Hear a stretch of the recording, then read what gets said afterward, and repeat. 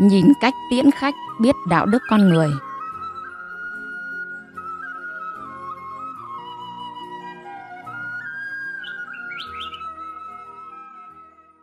Nhà tôi có một cái máy giặt, lúc xả nước ra nghe thấy tiếng lách cách rất ồn. Nhân viên bảo trì đến mở ra xem, thì ra là có một đồng tiền xu kẹt ở bên trong. Lúc lấy tiền xu ra xong, nhân viên bảo trì tiện tay vệ sinh máy giặt luôn và nói rằng máy giặt sau một thời gian phải vệ sinh, nếu không sẽ sinh ra rất nhiều vi khuẩn. Vi khuẩn bám vào quần áo mặc vào sẽ không tốt cho sức khỏe. Sau khi máy giặt được sửa xong, người thợ này mang thùng đồ nghề đi ra khỏi cửa, chào tạm biệt tôi rồi đi về. Tôi không đóng cửa ngay lập tức, mà vịn vào đầu cầu thang chờ cho đến khi anh ấy bước xuống hết cầu thang, rồi mới nhẹ nhàng đóng cửa vào. Tại sao lại như vậy? Đóng cửa sau 3 giây sẽ tạo cho người khách cảm nhận được sự tôn trọng. Bởi vì nếu người khách vừa mới bước ra, từ phía sau đã nghe thấy tiếng phập một tiếng, thì một cảm giác hụt hẫng sẽ lập tức xuất hiện. Thói quen đóng cửa sau 3 giây này là thói quen tôi học được từ một vị khách hàng 3 năm về trước. Lúc đó bởi vì công việc khá gấp nên cuối tuần tôi vẫn phải đến nhà khách hàng lấy một số tài liệu. Khi chân tôi vừa mới bước ra khỏi nhà khách hàng, ở phía sau liền nghe thấy tiếng đóng cửa phập. Tiếng động đó làm tôi cảm thấy bị hụt hẫng. Tôi tin rằng không phải là khách hàng cố ý, nhưng cho dù nghĩ như vậy thì việc đóng ở đằng sau tôi trong chớp nhoáng vẫn khiến tôi cảm thấy một sự lạnh lẽo. Tôi có cảm giác như mình không được tôn trọng. Nhà văn người Nga Ivan Turgenev có một lần vào buổi chiều mùa đông, ông đi tản bộ ở khu vực gần nhà mình. Đột nhiên có một người ăn mày lớn tuổi, quần áo tả tơi quỳ rạp xuống đất, chìa bàn tay vừa dơ bẩn vừa hôi hám về phía ông rồi nói: "Thưa ngài, ngài có thể cho tôi xin một chút đồ ăn được không ạ?" Ivan nhìn thấy người ăn mày thân thể gầy yếu, rồi lục túi quần áo của mình xem còn có chút bánh quy hoặc bánh mì nào để cho ông lão này không. Một lúc ông mới nhớ ra là không mang theo đồ ăn. Lúc đó ông cảm thấy thật có lỗi, khuôn mặt đỏ bừng cả lên. Ông ngồi xổm xuống, nắm chặt bàn tay ông lão ăn mày, thành khẩn nói: "Ông bạn, thật xin lỗi vì tôi không có chút đồ ăn nào để cho ông cả." Không ngờ ông lão này liền lập tức đứng dậy, nắm lấy tay của Ivan. Mặc dù nước mắt đã chảy ràn trên khuôn mặt, nhưng ông vẫn mỉm cười trả lời: Xin cảm ơn ngài, như vậy là đã đủ rồi." Từ trước đến giờ, ông lão ăn mày này chưa bao giờ gặp được người nào tôn trọng ông như Ivan, không xa lánh ông, mà còn nắm tay ông gọi ông là ông bạn. Vì thế, ông lão ăn mày này nghĩ không có đồ ăn thì cũng không sao, thiện ý này với ông đã là đủ lắm rồi. Và kể cả trong việc ăn uống, cách ứng xử bên chiếc bàn ăn cũng phản ánh tính cách chân thực nhất của một con người. Khi bạn mời một người ăn, dựa trên thói quen ăn uống của họ, tính cách của họ sẽ được thể hiện một cách sinh động, giúp bạn có thể nhìn rõ người đó. Ví dụ, những người ăn chậm thường là những người thích tự chủ và biết quý trọng cuộc sống. Họ cũng có xu hướng tự tin và quyết đoán. Trong khi đó, những người ăn nhanh có xu hướng tham vọng, có mục tiêu và cởi mở với những trải nghiệm mới. Nhưng họ cũng có thể là người thiếu kiên nhẫn. Ngoài ra, thái độ trên bàn ăn cũng phản ánh việc một người có được giáo dục tử tế hay không. Những người được dạy dỗ chi tiết, tỉ mỉ sẽ thận trọng trong từng hành động nhỏ nhặt. Ví dụ, biết mời cơm, không bốc, không dùng đũa riêng khua khoắng vào bát chung, không gẩy thức ăn trong đĩa chung bừa bãi, không gây tiếng động ồn ào trên mâm cơm. Người biết ứng xử sẽ kính trên nhường dưới, biết gắp miếng ăn mời người lớn tuổi, biết chăm chút cho trẻ nhỏ những miếng dễ ăn. Phong thái khi ăn không chỉ thể hiện sự tu dưỡng của một người, mà nó còn bộc lộ bản chất và thái độ sống của người đó. Có thể nói cách ăn uống là tấm gương phản chiếu mọi mặt của chúng ta. Lúc nhỏ chắc hẳn ai cũng từng được cha mẹ dạy như thế này: bưng bát lên ăn, không được dùng đũa mình đang ăn gắp thức ăn qua lại, nhai xong rồi hãy nói chuyện. Những lời đơn giản này đã là bài học cơ bản về ăn uống. Khi chưa bước vào xã hội, có lẽ chúng ta không quan tâm đến những lời mà cha mẹ dặn và cho rằng tại sao lại phải chú ý nhiều như vậy. Mãi cho đến khi đã đi làm, Khi ta có nhiều cơ hội đi ăn ngoài và gặp nhiều loại người hơn, ta mới thực sự hiểu tầm quan trọng của phong thái ăn uống, và ta sẽ phát hiện ra vài người vừa vào bàn ăn sẽ biến thành người khác. Ngay khi món ăn ngon được dọn ra, họ sẽ lao vào giành lấy, hoàn toàn không để ý đến những người cùng bàn đã ăn trưa, vừa ăn vừa nói chuyện, vừa khạc nhổ tung tóe khắp nơi.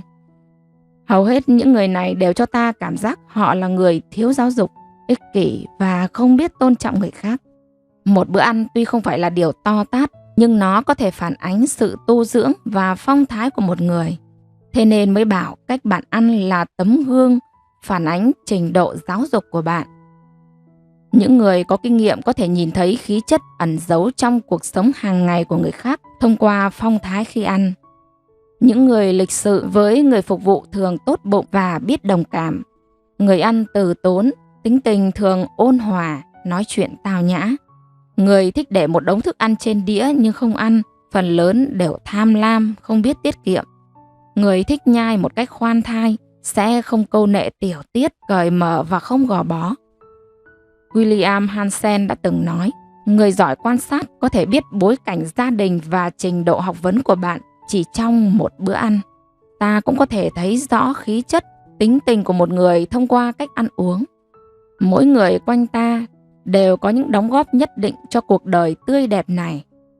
Mang lại được niềm vui cho người khác trong cuộc sống là một thái độ biết ơn đúng đắn, và cũng là nguyên tắc cơ bản đầu tiên để có được niềm vui cho chính mình. Cuộc sống của mỗi chúng ta xét cho cùng đều vô cùng ngắn ngủi, và chúng ta không còn cách nào khác để kéo dài tuổi thọ như mong muốn. Không bao lâu, sức khỏe sẽ suy yếu, tuổi già đến và cái chết sẽ cận kề. Nhìn thẳng vào sự thật này, ta mới thấy cuộc sống là quý giá biết bao. Tại sao chúng ta không cố gắng sử dụng những năm tháng ít ỏi của cuộc đời mình để sống sao cho thật đẹp, thật ý nghĩa? Tất nhiên mỗi người đều có lựa chọn cho mình một lý tưởng, một sự nghiệp nhất định để theo đuổi. Nhưng dù là sự nghiệp nào, lý tưởng nào, thì điều trước hết chúng ta vẫn cần là một nếp sống đẹp, hạnh phúc cho bản thân và mang lại niềm vui cho người khác. Một nếp sống đẹp không ngăn cản chúng ta thành công trong sự nghiệp hoặc đạt được lý tưởng của mình. Ngược lại, nó còn mang đến cho chúng ta niềm vui trong từng giây phút ta đang sống, mà không cần phải chờ đợi đến một tương lai nào đó. Hy vọng video ngày hôm nay sẽ giúp được chúng ta phần nào để xây dựng được nếp sống đẹp của chính mình và những người xung quanh. Trong phần thứ 2 của chương trình, Lúa Vàng xin gửi tới quý vị truyện ngắn Bánh xe số phận của tác giả Vũ Minh Hằng.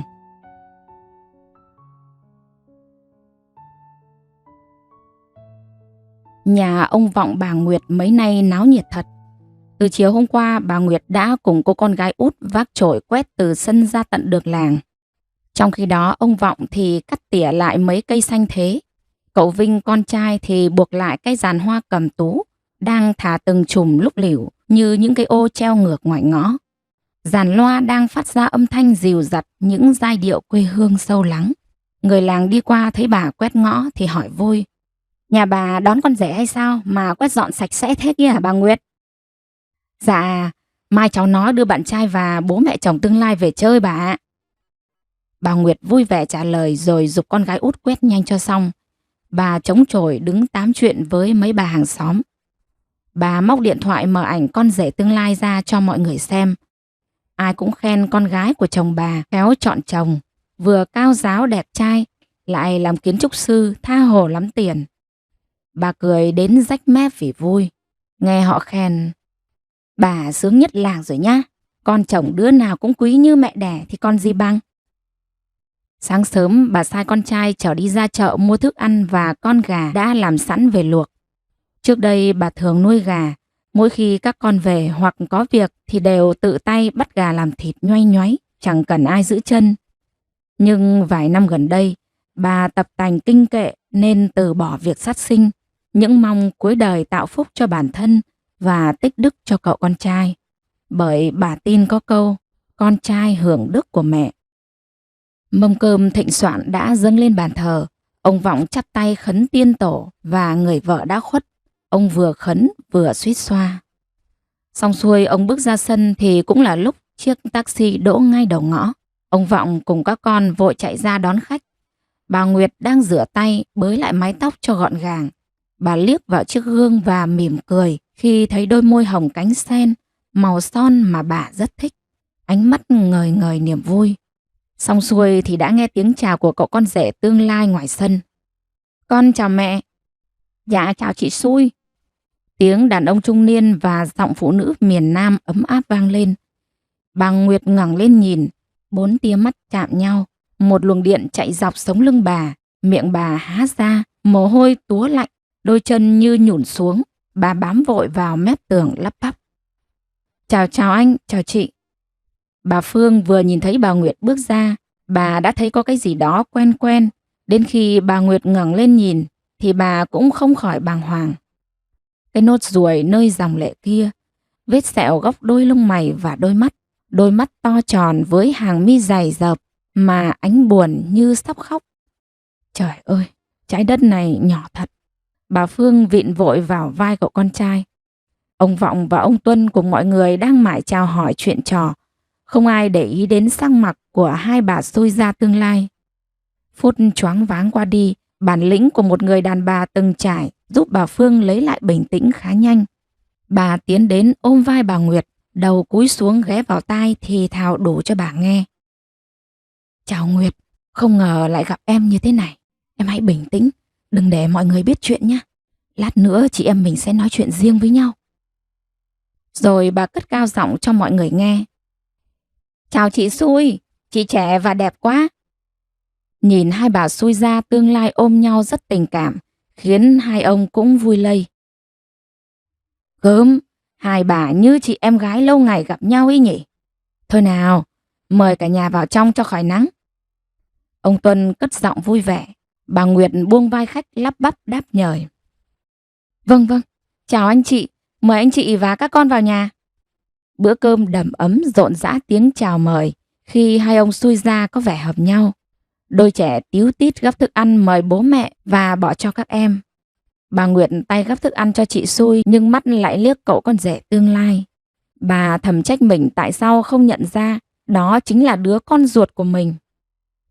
Mà cũng đúng thôi, tuy bà mang nặng đẻ đau 9 tháng 10 ngày, nhưng phút giây mẹ con ở bên nhau có được là bao.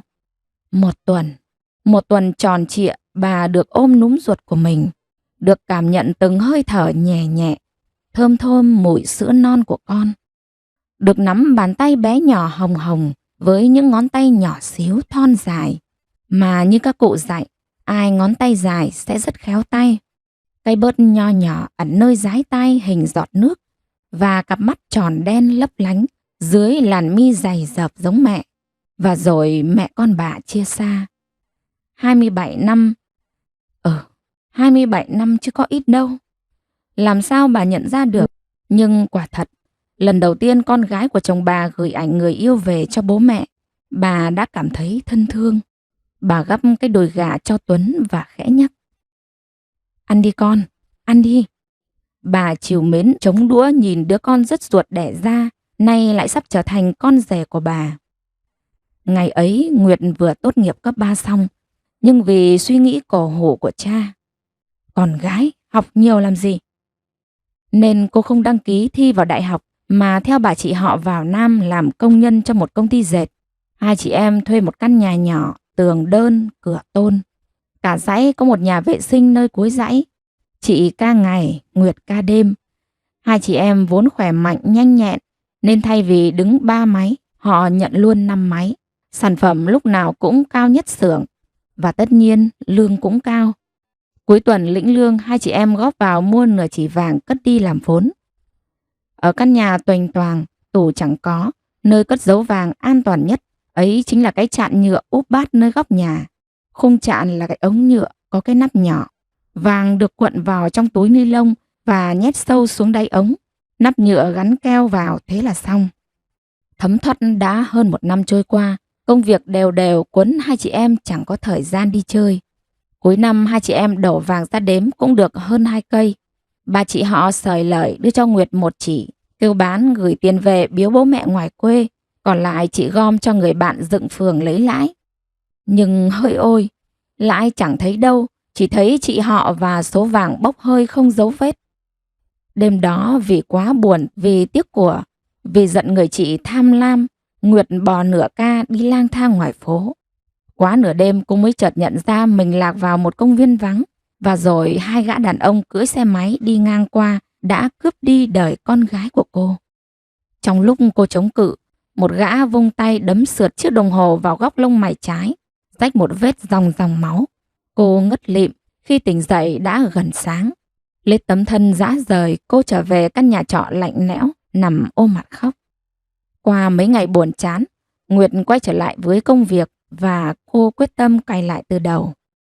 Thật lạ kỳ, sau đêm ấy, Nguyệt thấy mình thay đổi. Cô ăn khỏe hơn, làm việc không biết mệt mà vẫn tăng ký, quần áo thì chặt hết cả. Một hôm chị Phương, phó giám đốc ghé thăm xưởng dệt, vừa nhìn thấy cô, chị đã nhận ra cái sự khác thường nơi người con gái đang hừng hực xuân. Chị ấn tượng với Nguyệt từ khi cô luôn là người nhận lương cao nhất xưởng. Đã nhiều lần ghé xưởng, chị đứng xem cô làm và hỏi chuyện cô rất vui vẻ. Nguyệt, tí ra quán cà phê Hoa Xuân gặp chị nhé. Chị ghé tai nói với Nguyệt, rồi bước ra xe ô tô phóng đi. Nguyệt ngơ ngác không hiểu chuyện gì. Hay mình làm sai điều gì chăng? Tan ca cô ghé quán cà phê, nơi có chị phó giám đốc xinh đẹp tốt tính đang đợi.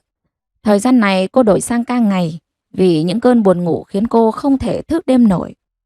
Quán cà phê Hoa Xuân nằm trên đường lớn khá đông khách. Chị Phương vừa nhâm nhi ly sinh tố, vừa nhìn thẳng vào mặt Nguyệt.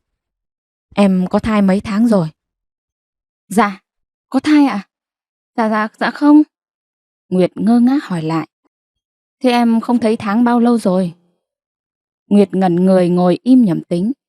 Mà có lẽ 3 tháng nay mình không thấy tháng. Chỉ thấy thèm ăn và thèm ngủ, lại còn béo lên. Dạ, hình như 3 tháng nay rồi chị ạ. Nguyệt òa khóc nức nở. Cô đưa tay sờ xuống bụng mình. Dưới lớp da mềm mại, một khối tròn tròn răn rắn nơi bụng dưới. Chị ơi, giờ em phải làm sao đây? Chết em rồi. Cô nhớ lại chuyện bà vẫn kể. Ngày xưa con gái chửa hoang bị cả làng phỉ nhổ, rồi gọt đầu bôi vôi thả bè trôi sông. Cô chỉ biết khóc. Cô nghẹn ngào kể cho chị về hoàn cảnh của mình. Nhìn cô gái trẻ gục đầu vào khóc nức nở. Chị Phương tính toán nhanh trong đầu rồi vỗ vai cô nhỏ nhẹ. Trước mắt em cứ đi làm bình thường. Tháng sau chị sẽ thuê cho em một cái nhà để tĩnh dưỡng. Em đi làm 1 tháng nữa rồi nghỉ dưỡng thai. Chị sẽ chu cấp tiền nuôi em. Chị sẽ nhận nuôi đứa trẻ, vì chị mới có một đứa con gái thì bị bệnh nên không thể sinh nở được nữa. Đứa trẻ này dù là trai hay gái, chị cũng sẽ nhận nuôi. Em cứ yên tâm giao con cho chị rồi về quê lấy chồng. Nghe chị Phương nói, Nguyệt như chết đuối vớ được phao.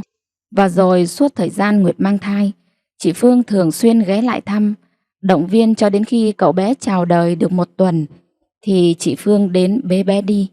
Chị đưa cho Nguyệt 2 cây vàng và khuyên cô nên về quê. Chị bắt cô hứa giữ bí mật chuyện cho con, cũng như chị thề giữ bí mật chuyện cô có thai và đã sinh con. Nhận vàng và tiền tàu xe, Nguyệt trở về quê.